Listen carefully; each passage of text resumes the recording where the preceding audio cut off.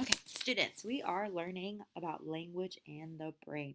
I think some of you will find this to be very interesting since I know that you've written in your linguistic autobiographies um, that some of you are interested in like the medical field, something to do with biological sciences. So this would really be the lecture for you. So as far as language being particular to humankind, many philosophers in the past have tried to expound on this notion that if language is something that makes us human, how does language work? How are we able to figure out where language is in the brain? And so it'd be very hard, very difficult for us to just open up a brain and just say, oh, okay, this is where language is, right?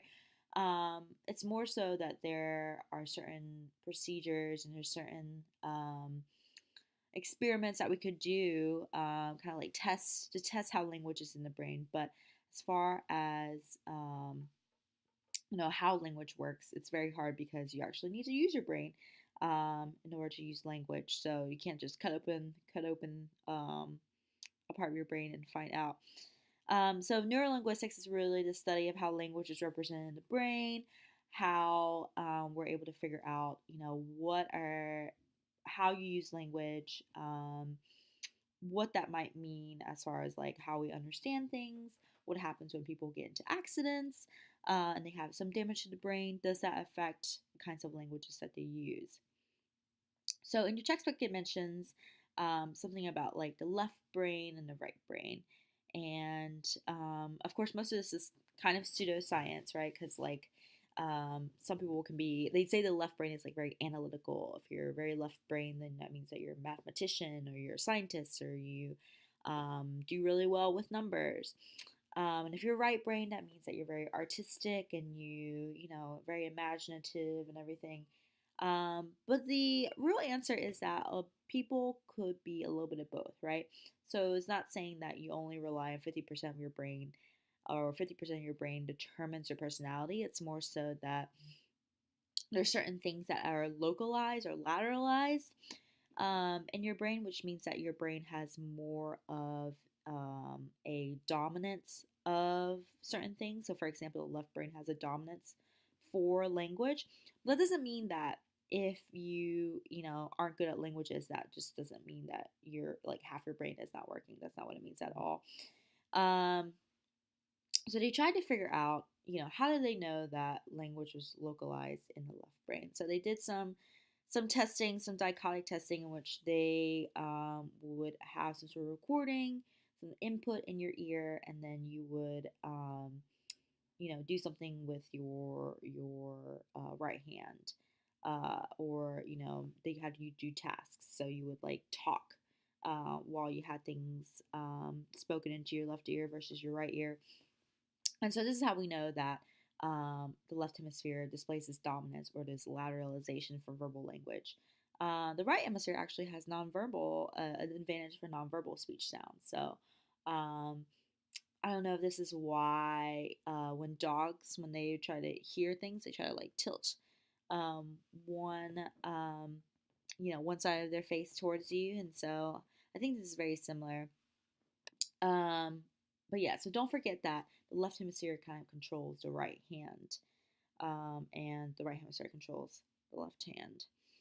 So, also talking about pseudoscience, this is what people used to think that language was located. So they said that we had little points in our head. This is adapted from Darwin. So Darwin said that we had like points in our head that if we just like massage these points would really like show us what we wanted. So for example, I'm not feeling very kind today, right? So I'm just gonna massage the top of my head, and then hopefully some kindness will spew out. And if you look at where language is located, so language is located right here, right? So the eyes. Um, so why do you think that language will be located near the eyes? Um, a lot of people would say, oh, well, lots of languages are nonverbal, right? So it's very visual, especially, with when we talk about sign language. Sign language is very, very, very visual, all visual. Um, so that could be another aspect. Another point might be, just with the speaking tests, right? Or in a McGurk effect, like visually, what we see alters what we hear and how we interact. That could also be a reason. But the real reason is that Darwin just saw a man who was very well spoken, and he had these like bug eyes. He had very big eyes, and that's the reason why um, he decided to put that there. So again, very pseudosciencey. This isn't, it's actual science. It's very false, very fake news. Um, but we would say that so the points of our head don't really determine, right, what we actually act, how we actually act. So, for example, if you want to feel kind, you don't have to massage the top of your temple. But we will say that there's certain parts in our brain that specifically, relegate for specific tasks. And so it's more of this, firing in the synapses. We're able to figure out, okay, if uh, you know, we're talking about math here, spatial memory, then it might be localized in this area. But don't forget that the brain is very um, plastic. Is that a word? It's very it can mold to different functions. So, for example, there have been instances, which I'll talk about later, in which people receive brain damage to the left hemisphere, and all of a sudden the right hemisphere will kind of will kind of fill in for that. And so the brain is something that is very, very fascinating to a lot of people. And neurolinguistics tries to get at what are some ways in which the brain tries to cope with some of its linguistic functions. So if you've been keeping up with the readings, trying to try to see where the language areas in the brain are localized. If you imagine this to be the front of your head and this to be the back of your head, here's where you're thinking about words. This is Broca's area. It has a lot to do with language production. The orange is hearing words. This is Wernicke's area. Has a lot to do with language comprehension. We have reading words. The occipital lobe vision. So this is where your vision is located, and of course it's in the back of your head because it's opposite. And then over here is the motor cortex. So that's actually determines you saying the words. So we're going to talk about aphasia and what happens when we have certain trauma or brain damage causes certain parts of your brain, and what that means as far as learning a language. But the thing about aphasia is it can be caused by a stroke, it could be caused by surgery, it could be caused by something traumatic that happens. But even if they have brain damage, it doesn't mean they have a loss of intellect. That means that they're still functioning, they're still capable, but they've lost some sort of their language capabilities in a way, and I'll show you some examples. So the first area that you should be concerned about is the Broca's area. So Broca's area over here is responsible for language production. So if you have damage to this area, this means that this person won't be able to form rules of syntax. They're not able to figure out what are the different parts, the grammatical parts of speech, and like how do they form. So these aphasic patients that have damage to Broca's area, when they speak, they might have distorted or slow articulation, or they might omit words that have ed or function words. So words that don't really matter in the scope of trying to articulate meaning. So you'll still have nouns, you still have verbs, but as far as like damages Broca's area will cause a lot of it kind of prevents them from having a normal speech capability. And so please watch this video about this patient that's undergoing Broca's aphasia. The scientist, he's trying to figure out, okay, so what parts of his brain are working, and then what other parts of his brain have been stunted. There's this one question he asked, like, oh, does a zeppelin fly? Do chimpanzees fly? Do whatever flies? And the guy's like, no, like, obvious, a zeppelin flies, but like, basically nothing else. And so you can tell that he has full intellect, but when it comes to producing speech, he can't tell the difference between this sentence: the leopard was killed by the lion. So if you come across someone with Broca's aphasia, um, they aren't able to tell you the syntax of the sentence, right? The leopard was killed by the lion. Obviously, if I said to you, if you're a native speaker of English, I said the leopard was killed by the lion, who was killed? The leopard was killed, right? Um, but the someone with Broca's aphasia will not be able to consider the syntactical elements of the sentence. And so, someone with Broca's aphasia will probably think leopard. Okay, I know what leopard is. I know what a lion is, but I can't tell you who did who. I can't tell you who the actor was. I can't tell you who was acted upon. It's very, very, very confusing. However, if you said a sentence like the car was chased by the dog, the person could understand who did the chasing because of logic, right? So if you said the car was chased by the dog, is it more plausible for cars to chase dogs or for dogs to chase cars? It's probably more plausible for the dog to chase a car. So because of that, the person's able to reason with their intellect, because their intellect's still intact, remember? They're able to reason the intellect by that sentence, but they could not figure out who killed who, the leopard or the lion, because those are two things, like those, anything could happen in that situation. So that's someone suffering from Broca's aphasia. Again, please watch the video; it'll become very clear. So Broca's aphasia teaches us that our brain, because we can't cut open a brain and try to figure it out, but we know from people who have had Broca's aphasia that the brain is compartmentalized into what's called content words. So these are words that actually affect the meaning of the sentence, like nouns, verbs, adjectives, adverbs, and function words. So these don't really help out the meaning of the sentence at all, like the or with. Like this doesn't really contribute to anything other than to make it grammatically correct.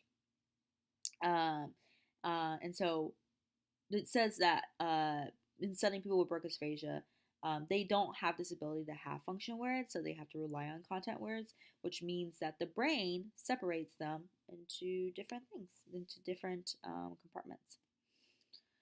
So the second area of the brain is Wernicke's area. So this is the area that's responsible for language processing or analyzing other sentences. Language, being able to process language as it comes in.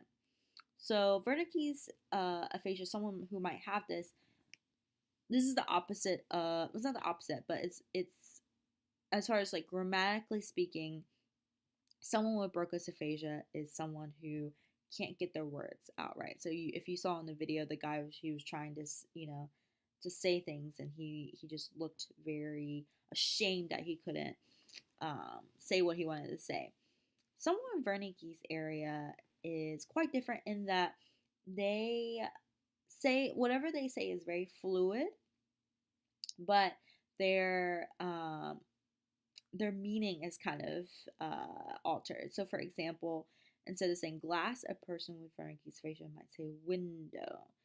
And so they're saying different words. And so here is a patient with Wernicke's aphasia. And please watch this video. You'll notice, so one of the questions I always ask when I show this video is, okay, what did he say, right? Because when he speaks, his grammar is perfect. His intonation is perfect. The only thing wrong with what he's saying is the actual words he's saying themselves. It's like he is like has like word vomit. It's like a word salad, right? So contrast this with the guy with Broca's aphasia, right? So he doesn't seem does he seem to be recognizing that he's saying the wrong word? Not really, right? He thinks that, oh, okay, this is what I'm supposed to say. This is exactly how I'm saying it, right? So it's like what he's thinking in his brain is actually what he's saying, but it's very, very different. And that's because his language production and his language recognition is altered. So of course I'm also an English teacher at UMBC. So did Hamlet have Wernicke's aphasia? Because he said all of these things and it didn't really make any sense, right? Polonius says, though this be madness, yet there's method in it. Or was he just suffering because, his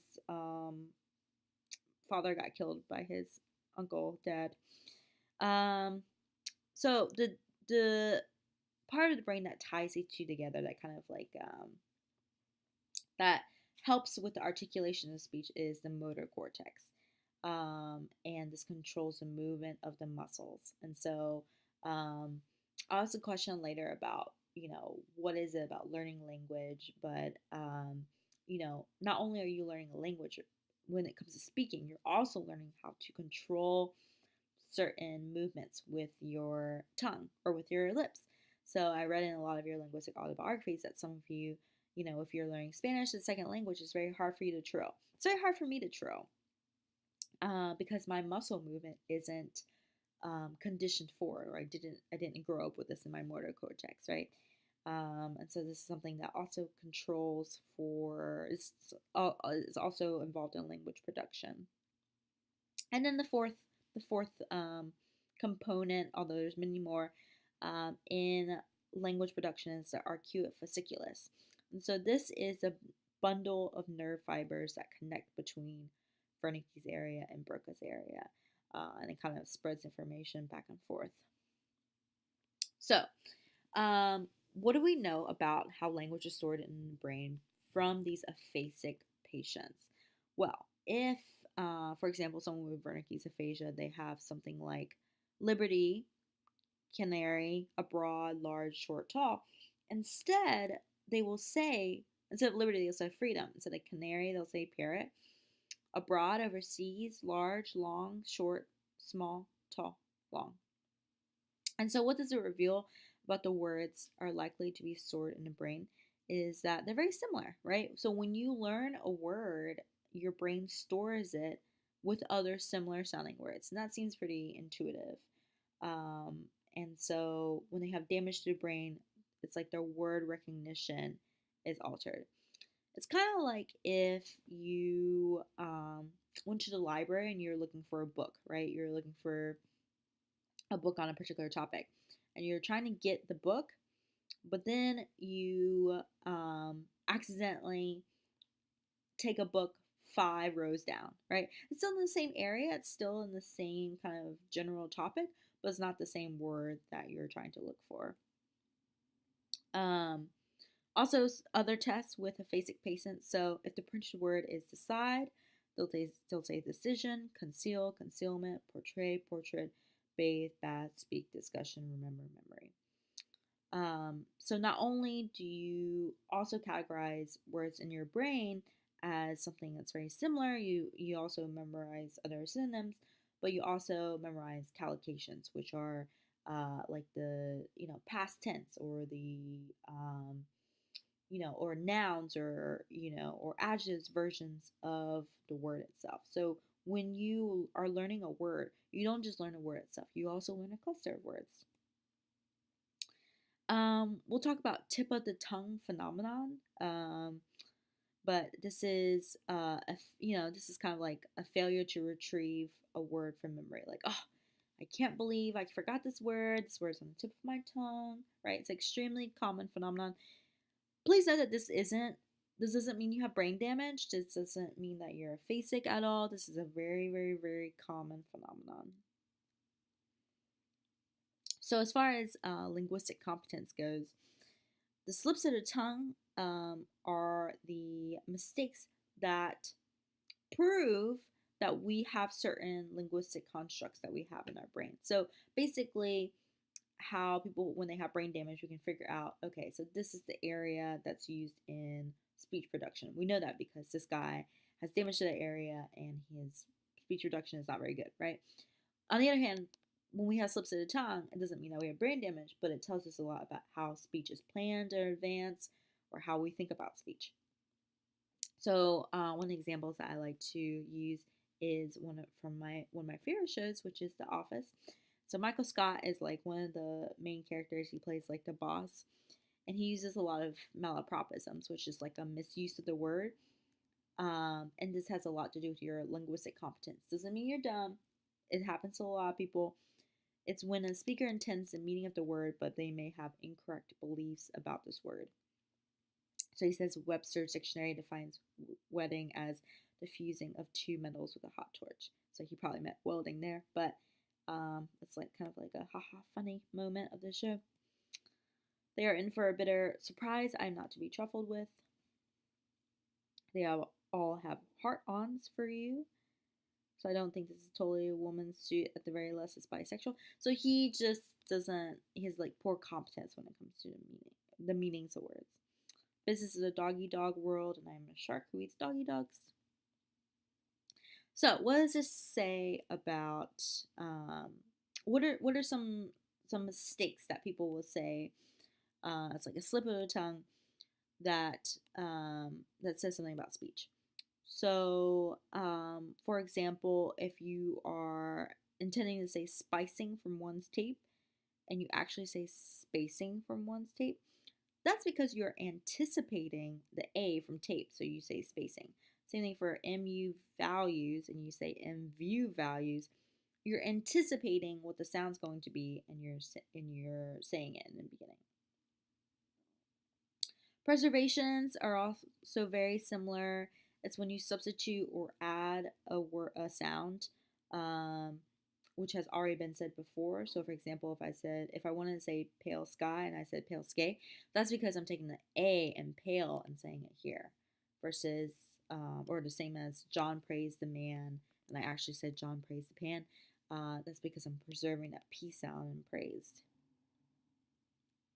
Metathesis is when you switch the two sounds of a word. So, for example, if I meant to say dear old queen, and I said Queen Old Dean, fill the pool, and I said full pill, or a heap of junk, and I said a hunk of jeep. Doesn't mean you're dumb. This is a very natural phenomenon.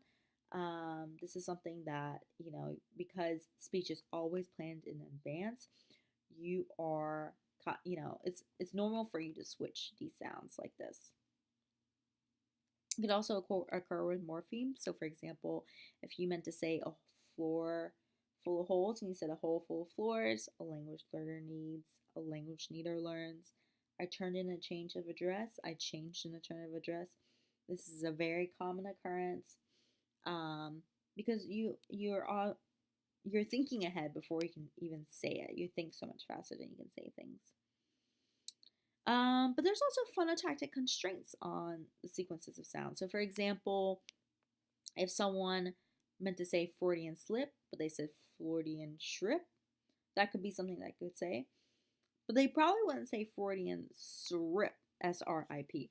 Why not? Because this is just not a sound that occurs in English. If you're a native English speaker, you might say shrip, you might say shrimp, right?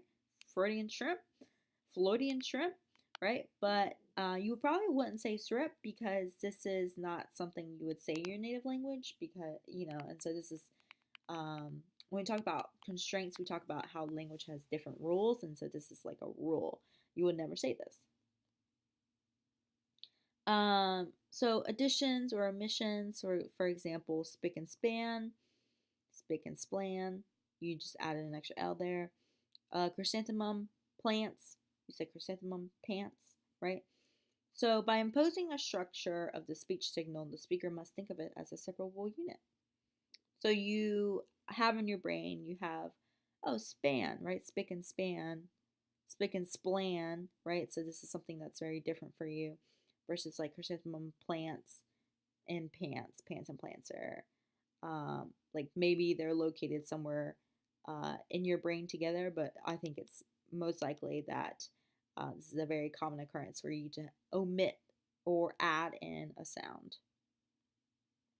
So substitutions could also occur with words. So for example, when your brain tries to retrieve a word, it mistakes a word for another. My thesis is too long. You said my thesis is too short. Before the place opens, before the place closes. He got hot under the collar. He got hot under the belt. When my gums bleed, when my tongue bleeds. And of course, like I said, it shows that these words are very similar and organized in the brain. So long and short are together in your brain, opens and closes, collar and belt, bleed, your tongue bleeds, your gums bleed. These words are very common. And this could also be something that sounds like the word that you're going to use, but it's semantically distinct. So, for example, you might say spreading like wildfire, and you actually said spreading like wildflowers. That's because wildfire and wildflowers are very similar. They sound very similar. Equivalent, equivocal, marinade, serenade. Another phonological constraint that you might have is that you would never say a word that you would never use or you don't understand the meaning of. So, for example, you might say this spreading like wildfire and wildflower, right? Because you know what these two words are. But for example, if you never said equivocal, you'll know what that word means and you've never said it in your life, then you would never mistake that word for something else. You can never it sounds very intuitive, but you can never like make a mistake or a slip of the tongue using a word that you don't know or you have never used. We'll talk about slips of the ear. But slips of the ear involved kind of like slips of the tongue, but you hear things differently.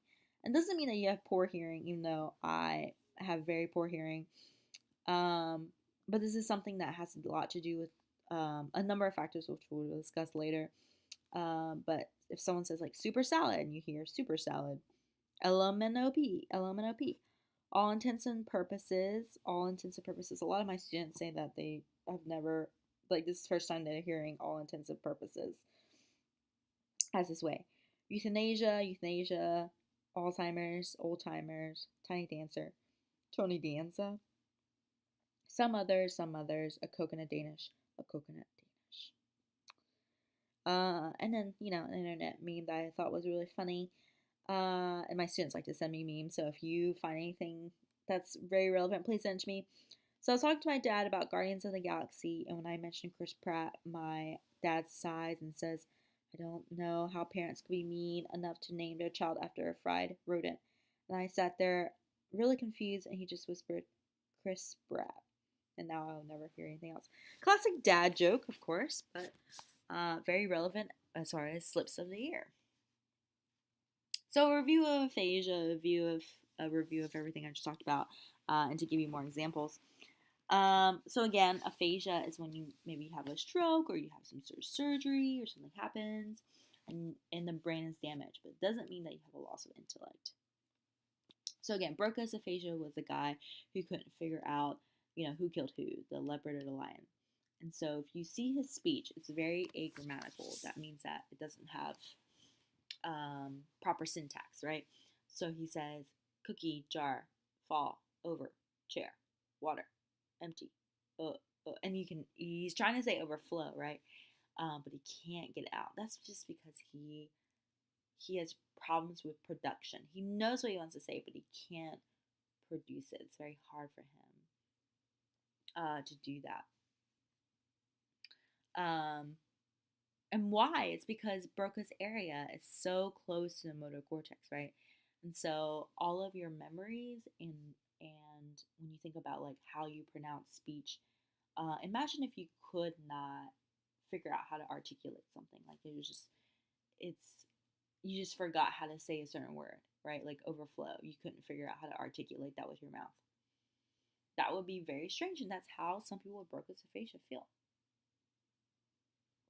That's what they go through. So, did Game of Thrones Hodor suffer from Broca's aphasia? That could be something that you could write on your discussion board post. So again, Wernicke's aphasia would be something very different, right? So this is someone whose grammar is perfect or is functional. It says, well, this is mother's away here, working out here to get her better, but when she's working, the two boys looking in the inner part. One, their small tire and their time here. She's working on their time because she's getting two. The only problem is it doesn't make sense. It doesn't make sense semantically. It doesn't make sense because you're choosing the wrong word choice. So your word recognition is kind of stunted here. You can kind of tell that this patient is talking about their mom working, right? But small tile, that doesn't really have to do anything.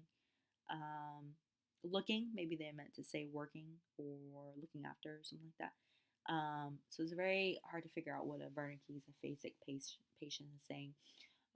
And as you notice in the videos, the Wernicke aphasic patient is not aware that he's making all these mistakes. He's thinking that yeah, whatever is coming out of my mouth is definitely what I'm trying to say, right?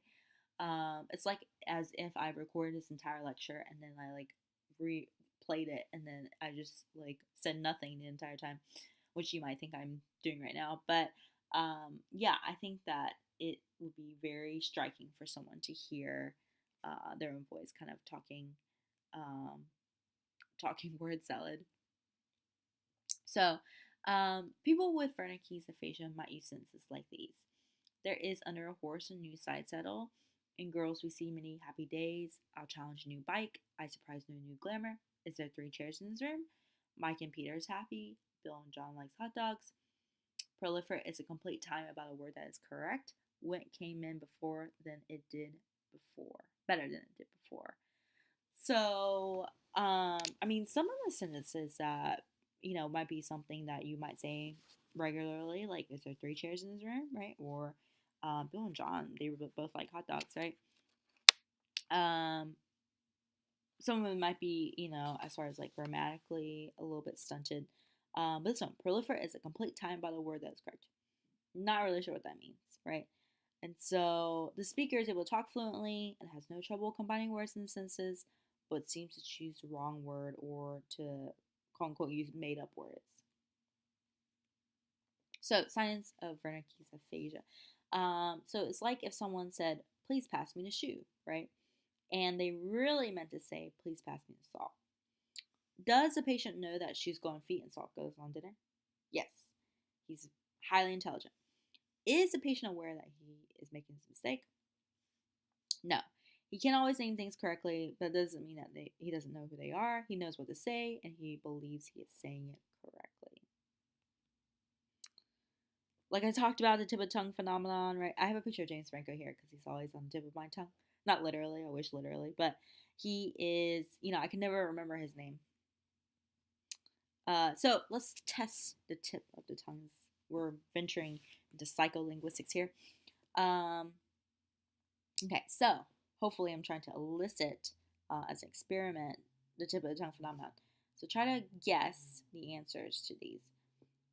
What do you call trees that shed leaves? What makes blood red? What's the second stomach in a bird? What's the name for a stone with crystals inside? What is the name of the talented and beautiful Mexican Kenyan actress who won the Academy Award for 12 Years a Slave? What's her name? Right. So maybe some of you got it right. Maybe some of it was on the tip of your tongue. You're trying to elicit that. Oh, I know this, but I just can't. I can't retrieve it right now. Right. So what do you call a tree that sheds leaves? Deciduous. What do you call blood red? Hemoglobin. What's the second stomach in the bird? A gizzard. What's the stone with crystals inside? A geode. And Lupita Nyong'o is the name of the Academy Award winner. So as far as slips of the tongue, when people make slips of the tongue, there's 2 prevailing theories about why you say the things that you say. So this is like if you made a mistake, right? So a lot of people would say, okay, there's a Freudian approach and then there's a psycholinguistic approach. So the Freudian approach is you have these subconscious feelings, right? A Freudian slip is when you say one thing and you mean your mother. So there's a funny video, if you play this video, there's a funny video from Friends where Ross is at the altar with his beloved Emily, and he says, and the pastor, the priest is like reading off his vows, and he says, "I take," the pastor says, "I take you, Emily," and Ross says, "I take you, the Rachel." And so a Freudian approach would be, oh, he's in love with Rachel this entire time, right? But a psycholinguistic approach might be different. A psycholinguistic approach would be that Rachel and Emily are 2 girls' names. And so it's very natural for them to be stored in the brain. It doesn't mean that you love Rachel. This is more than Emily. They're just 2 girls' names, and it's very common to confuse two girls' names doesn't mean anything at all. So the psycholinguistic approach assumes that the mechanics of slips can be studied linguistically without reference to their motivation. So, for example, there's a politician in the late 80s, and he said, I like Keith. He's tough, like Hitler. And then everyone was like, oh my God. He said, did I say Hitler? I meant Churchill. But if you think about it, right? Like Heath. If you say Heath like 3 times fast, Heath, Heath, Heath. And then you say Churchill 3 times fast. Churchill, Heath, Churchill, Heath, Churchill, Hitler, right? Like it's very natural for you to say that. It doesn't mean that you're anti Semite, it's just something that slips out. Are these cases of disturbing intentions or merely cases of lexical substitution? Like, oh, they just sound the same. Or they're just in the name of two, leaders. They're semantically related in some way. So here's a psycholinguistic experiment that you could say the words as fast as they can appear on the screen. I don't know if it'll work on an online class, but you can try. Okay. Did you get it? It was car tires, cat toys, can tops, cup trays, toolkits. And some of you probably said cool tits, but that's fine. That was what I was trying to elicit. So again, it's not that you are sick in any way. It's more so that these are just slips of the tongue. It just happens. It's because the way that they're related in our brain are very similar. So, some of you are like, actually, yeah, Ross did love Rachel, right? So if you believe that, or you believe that, we all have these hidden desires and that's why we make mistakes in language, we have a Freudian slip, consider this. So there's a study that investigated the errors made in Freud's book, Psychopathology in Everyday Life, and 85 were made in normal speech. And 60% involved a lexical substitution, which means that they just like switched the word with something that's very similar, or it was a word that was similar in phonological form. So that means that it's like wildfire versus wildflower. They're just very similar. That doesn't mean anything at all about how you feel. It's just, linguistically, they're the same. What do we know from our slips? What kind of knowledge can we glean? Well, if someone meant to say a martini for maniacs, and they actually said a maniac for martinis, what does that mean? Well, first of all, speech is always planned in advance, right? So you're going to say both these words, martini and maniacs, but they both begin with M. Or maybe you just associate the two in your head together. But so you're switching them because the way we think is very fast compared to the way that we speak. Then what we know is that there's a combination to the phonological environment. And so we know that the S sound in maniacs is very different than the S sound in martinis. So say maniacs and martinis. So this is like an S sound, this is like a Z sound. So we know that we switch the words first, and then we put in the S's, and the S's that we have are very akin or assimilate to the word. So, for example, when we say a maniac for martinis, we don't say a maniac for martinis, right? That's because the S comes last. So the order of processing is the selection of the morpheme, the error, and then the application of the phonological rule. That being said, the phonological rule will always be correct because the selection of the morpheme takes place before the error, whereas the phonological rule takes place after the error. So here's some rules behind our slips. First of all, consonants never exchange for vowels and vice versa. So for example, if I meant to say John praised the man, right? And I said John praised the pan, I probably wouldn't say John praised the amp, right? Mostly because if I'm substituting pan for man, it will probably be something that sounds very similar. Like it probably would have a consonant. This when you have vowels, uh, are located differently in our brains than consonants are. So we probably would never make this slip. Like I said, errors produce legal non words. So, for example, you would never say strip because that's not something that you would say um, in any word in English. So, you would need to, probably, I would say you would probably say shrimp more so than you would say shrimp. And you'd probably say shrimp more so than you would say strip. So that's the lexical bias. Like you're more likely to say words that are actually words than words that can be words but are not words versus words that can never be words.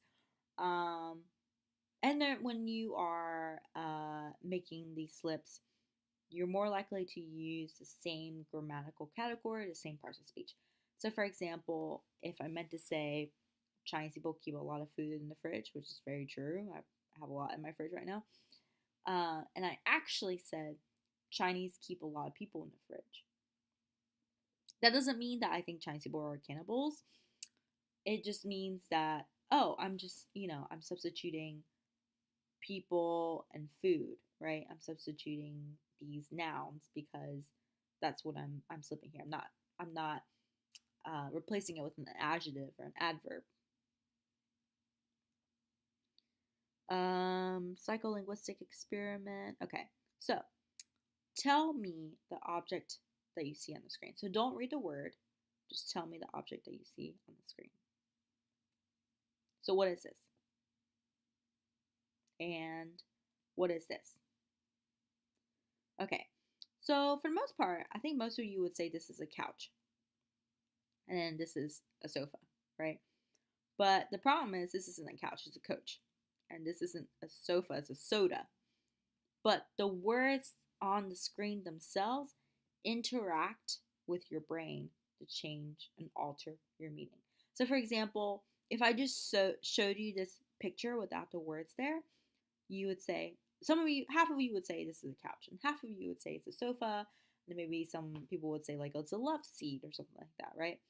But having the word itself there, even though this isn't couch, it's coach, alters with your perception of what the object is. Same thing for this. It's not a sofa, it's a soda. But because I put this here after this, you automatically said it was a sofa, I think. So phonologically related words can interfere with the naming. Soda for sofa, coach for couch. So in thinking about our process of thought to speech, there's a lot going on here. We have, first of all, the message that we want to say. Then we got to figure out how to put those message into words, okay? Or not even words. We got to figure out like how you are going to organize this message, right? And then you find the word segments, and then you find the phonemes, the individual units of sounds, before you can articulate them. So if any cog in a machine is lodged, you're going to have some sort of slip of the tongue. So slips of the ear, very, very common, right? Like I presented earlier. So I was in the South, and well, I'm from the South, but I was, in church, and I heard one of the pastors say, "Don't replace Jesus with a Dollar Tree." And I was like, what did I just hear? I heard, don't replace Jesus with a Dollar Tree. He's at least a Dollar General, right? So why would I hear this, right?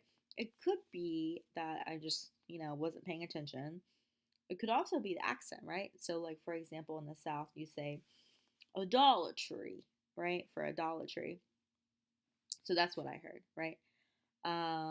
So it could be something with the accent. It could be the fact that, I wasn't paying attention, or just maybe I have bad hearing, right? Could be a number of factors. Here's an example of slips of the ear. So when I was young, my father said to me, "Knowledge is power, Francis Bacon." But I understood it as knowledge is power, France is bacon. For more than a decade, I wondered over the meaning of the second part, and what was the surreal linkage between the two. If I said the quote to someone, "Knowledge is power, Francis Bacon," they would nod knowingly. Or someone might say, "Knowledge is power," and I'd finish the quote, Francis Bacon. They look at me like I said something very odd, but they would thoughtfully agree. I did ask a teacher what did knowledge is power Francis Bacon mean, and I got a full 10-minute explanation of the knowledge is power bit, but nothing on Francis Bacon. When I prompted further explanation by saying Francis Bacon in a questioning tone, I got a yes. At 12, I didn't have the confidence to press it further. I just accepted it as something I'd never understand. It wasn't until years later I saw it written down that the penny dropped. And maybe the penny dropped for you too as well, especially with all intents and purposes. Here's a really funny video, especially if you're a Spanish speaker, of misheard lyrics in Spanish. Here's also a really good video you should watch if you are like a learner of Korean. Some misheard lyrics. They can talk about, like why you misheard these things. So, why does this happen? Could be situational, like I said, right? There could be chattering students, missing frequencies. You could hear things on TV. Dialect, some of you wrote on your autobiography, Water and Water. Someone could be whispering, so you're not really sure what they're trying to say. It could be an addition of sound. So, for example, if someone said excellent and you heard that as excellent, I think this actually works in a British accent. So, if someone says excellent and you heard excellent, right? So, it could be an addition of phonemes. It could be a deletion. So, for example, if I said super salad and someone heard that as super salad.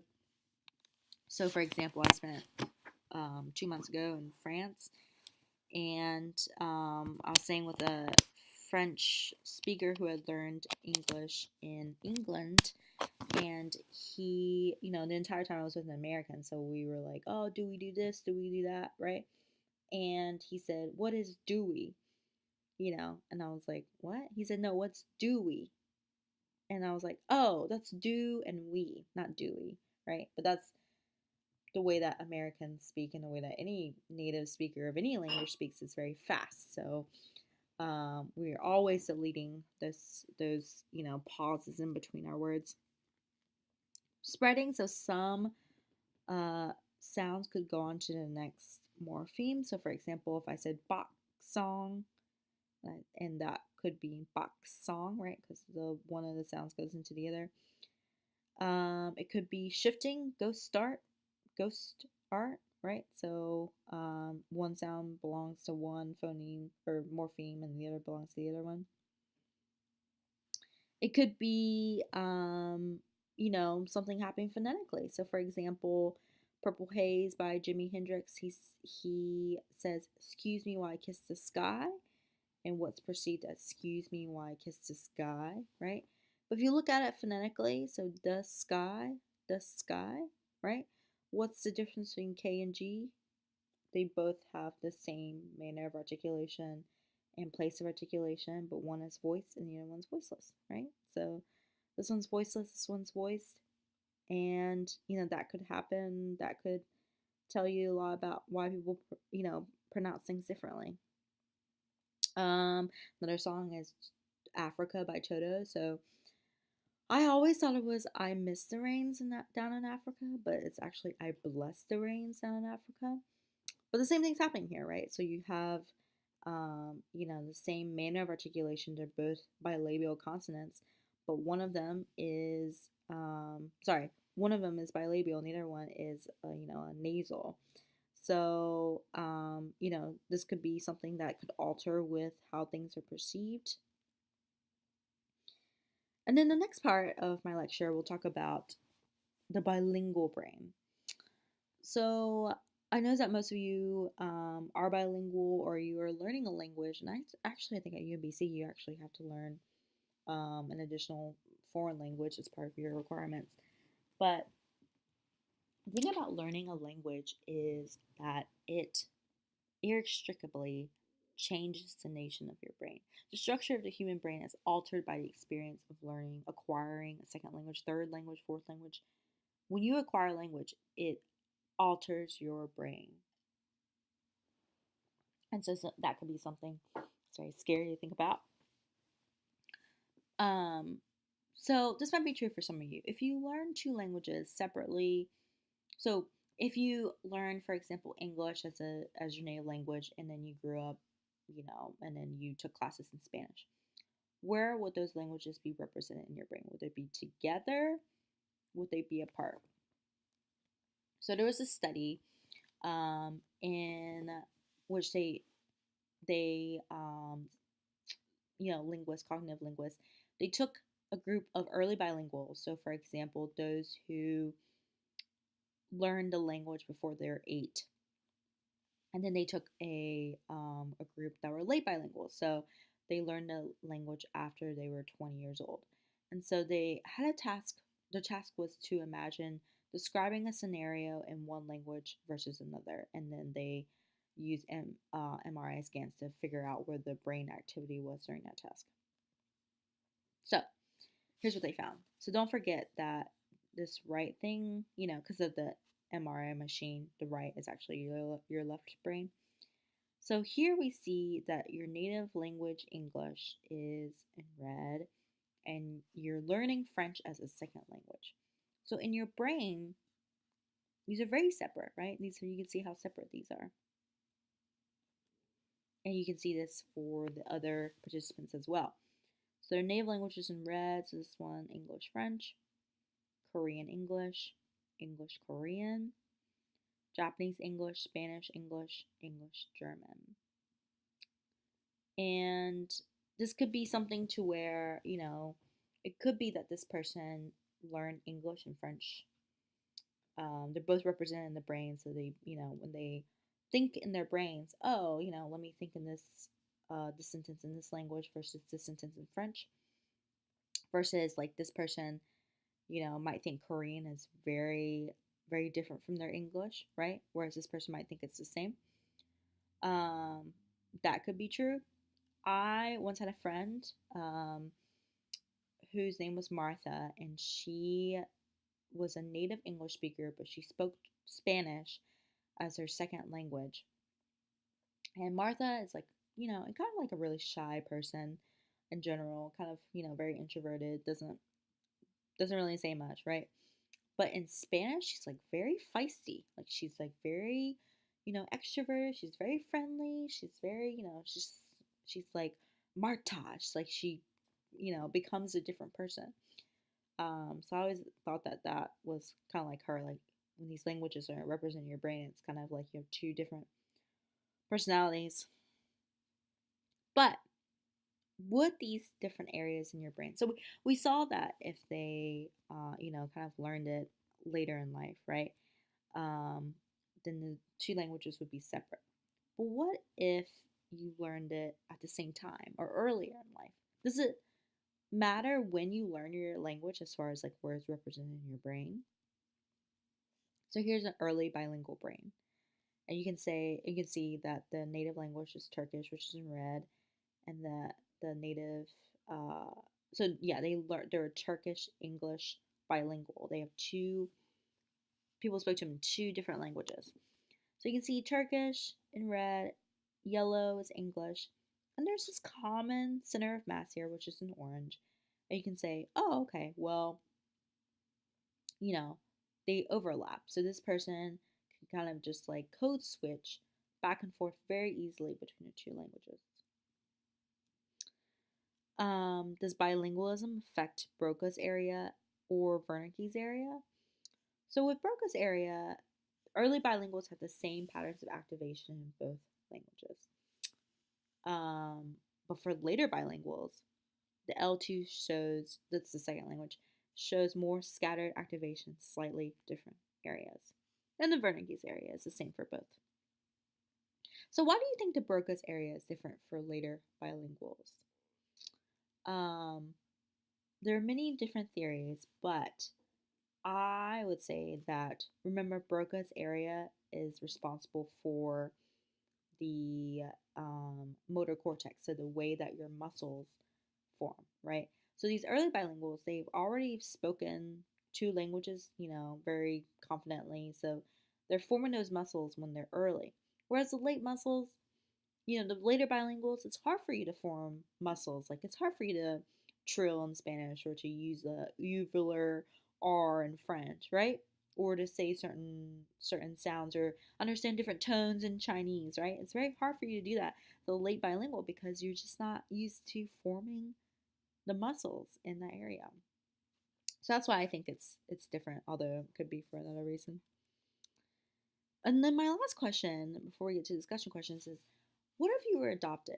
So for example, if you were adopted from Korea or from China, would you still retain some unconscious knowledge of your birth language? Because a lot of adoptees, they they don't get adopted until they're at least like 1 years old. So does that year of interacting with Chinese and having Chinese or Korean spoken at you, does that actually remain in your brain after some time?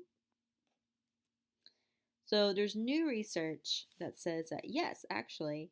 So they looked at girls ranging from ages 9 to 17. They were adopted at 12 months. And the MRI scans revealed that the adoptees showed the same brain activity as native speakers, despite no longer being able to understand or speak anything in the language. So this actually gives a lot of credence to people who have lost their language. So for example, if you grew up speaking Spanish or you grew up speaking another language, Chinese for me, and then all of a sudden you lost it or you didn't speak it, after that, these studies show that these languages are still there. They're still created in your brain. They're hidden in your brain somewhere.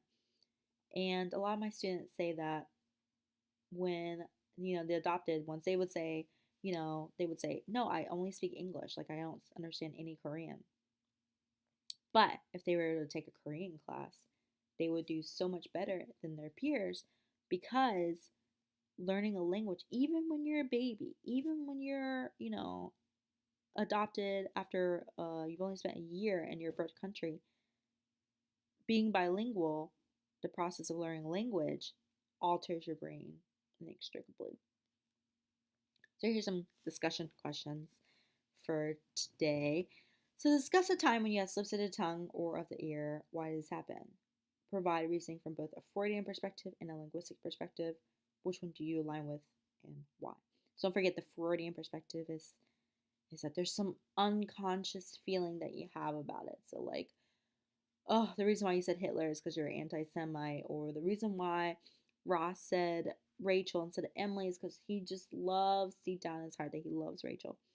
Whereas a sociolinguistic perspective would say, no, Emily and Rachel are both girls' names, or Hitler and Churchill are both names of powerful leaders during that time. So it doesn't mean that you favor one thing or another, you have a hidden agenda or anything. It's just something that happens very, very naturally. Or this might be relevant to some of you medical folks. Pretend that you're a medical professional. How do you treat someone with Broca's aphasia or Wernicke's aphasia? What do you propose as far as linguistic therapy? Because this is something, they might have physical therapy after their stroke, but how do you try to get back to, their language capabilities? And you might have to look up some stuff online as far as like, what people actually do. But you could think about some linguistic exercises that you could do in order to try to, get, so these people with after a stroke, they can try to get back to their normal lives. And I will say, with someone with Broca's aphasia or Wernicke's aphasia, it could be something to where, depending on their accident, it could be very severe, or it could be something that only lasts for like a couple hours or so, depending on the damage to their brain. So if you want to answer this question and talk about what are some treatment methods, because some of you will be medical professionals, and this could be something that you study in the future. Don't forget that even though this doesn't feel like it, we're halfway through the class. So you have a 5-page paper due on January 31st. You really can talk about any topic relating to language. I've seen a lot of very good topics throughout the years. Like, if you want to write about the speech in Baltimore, write about speech in DC, if you want to write about, how you interact with language, or how you will interact with language as a medical professional, or how does language interact with whatever field that you're going to go into. You can definitely, it's very free form. If you're not sure if your topic is like good, you can email me. I can approve your topic. Otherwise, I will assume that you've been working on your paper. So don't forget to do that in addition to your discussion board posts, in addition to your response posts, in addition to reviewing the PowerPoints and watching my lecture.